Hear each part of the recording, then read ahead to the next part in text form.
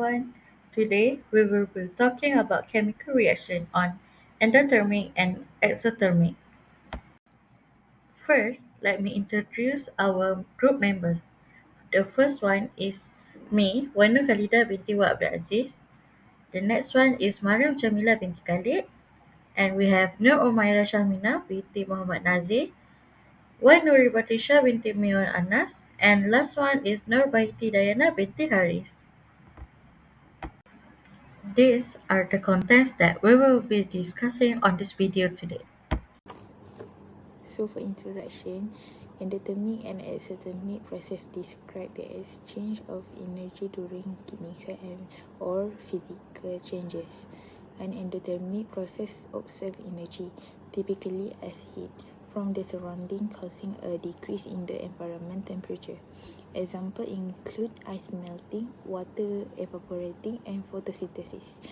Conversely, an exothermic process releases energy, often as heat or light, resulting in an increase in the surrounding temperature. Common examples are combustion, water freezing, and respiration.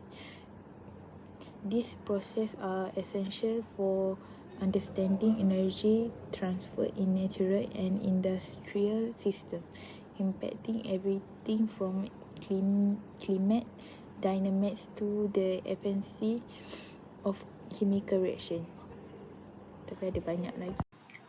The endothermic process is a term that describes a reaction where the system absorbs the energy from its surrounding in the form of heat. This energy is usually in the form of heat, but it can also include other forms of energy like light or electricity, depending on the process. Endothermic reaction or changes typically result in a cooling effect on their surroundings because they draw heat away. A few examples of the endothermic process are evaporating liquids, melting ice, dry ice, alkene cracking, and thermal decomposition. As the name implies, endo means to absorb, and thermic means heat. An exothermic process is a physical or chemical change in which energy is released to the surroundings, typically in the form of heat, light, sound, or other energy types. This release of energy occurs because the total energy required to break bonds in the reactants is less than the energy released when new bonds are formed in the products. As a result, the system loses energy, causing the surroundings to experience an increase in temperature. In thermodynamic terms, exothermic processes have a negative enthalpy change, indicating that the system's internal energy decreases. This energy is transferred to the surroundings, leading to observable effects such as warmth, light, or even explosions, depending on the magnitude and nature of energy released. The term exo refers to release, and thermic refers to heat. The difference between endothermic and exothermic. The definition: endothermic reactions are chemical reactions in which the reactant absorbs heat energy from the surrounding to form product.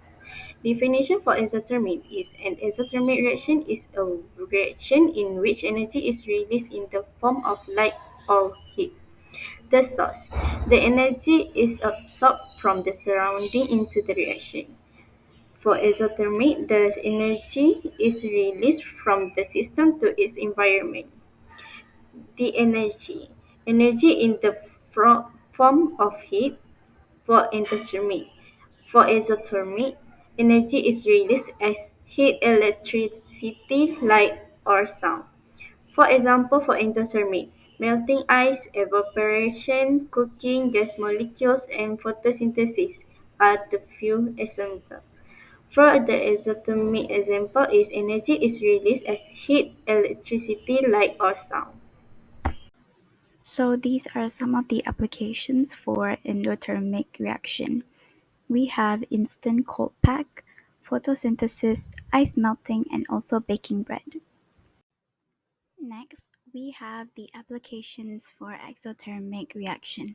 We have nuclear fission, condensation, combustion of methane, and also nail rusting. So, For reaction, imagine energy as either a reactant or a product in a reaction. In an endothermic reaction, energy is absorbed from the surroundings, making it a reactant. During this process, the system gains heat, and as a result, the temperature of the surroundings will decrease. And on the other hand, we have exothermic reaction, where energy is released to the surrounding as a product. Here, the system loses heat and the surrounding will warm up. Think of a lighting candle.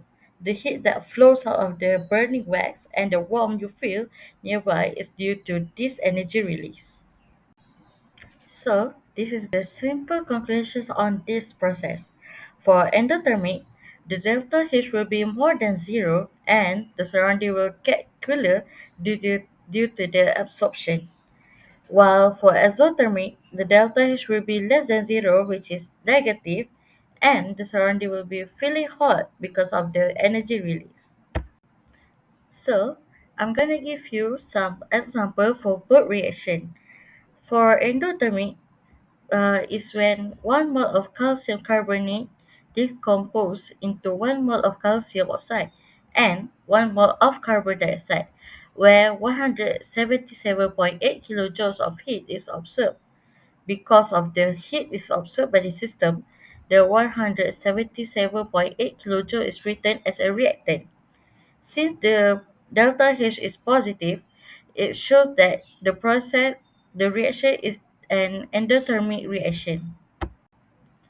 And for exothermic is when methane gas is combusted, heat is released, making the reaction exothermic. Specifically, the combustion of 1 mole of methane releases 890.4 kilojoules of heat energy. This information can be shown as part of the balance equation in two ways. First, the amount of heat released can be written on the product side of the reaction. Another way is to write the delta H information with a negative sign, like negative 890.4 kilojoules. This is what an energy diagram will look like on endothermic and exothermic reaction. These are the energy diagram difference between endothermic and exothermic reaction.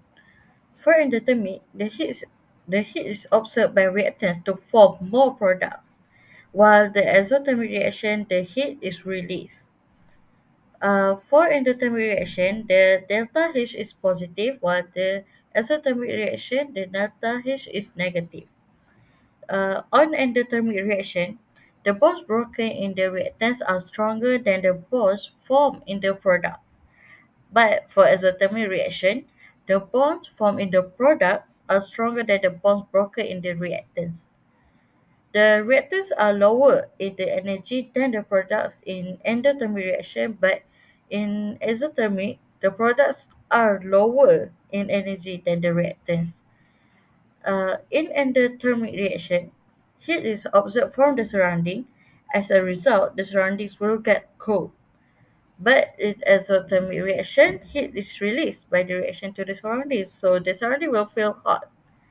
And last, the energy diagram for endothermic reaction will be represented by an uphill energy diagram, while in exothermic reaction will be by downhill energy diagram due to the loss of energy.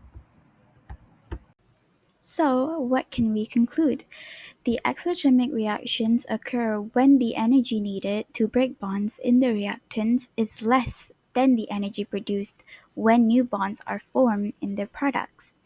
As in an endothermic reaction, breaking bonds in reactants requires more energy than creating new bonds in the products. To make the concept of exothermic and endothermic reactions easier for people to understand, here's some simple vision to break down the ideas step by step. In an exothermic reaction, imagine it's like a ball rolling down a hill. Once you give it a little push to start, it gains and releases more energy as it rolls, similar to how a fire releases heat. While in an endothermic reaction, it's like pushing a ball uphill, where you can constantly need to add energy to move it up and don't get any extra energy back when you reach the top. So, exothermic reactions release energy, so more energy is produced than used, while the endothermic reactions absorbs energy, so more energy is needed to break bonds than is released when new bonds is formed. So that's all from us. Thank you for watching, guys. Bye.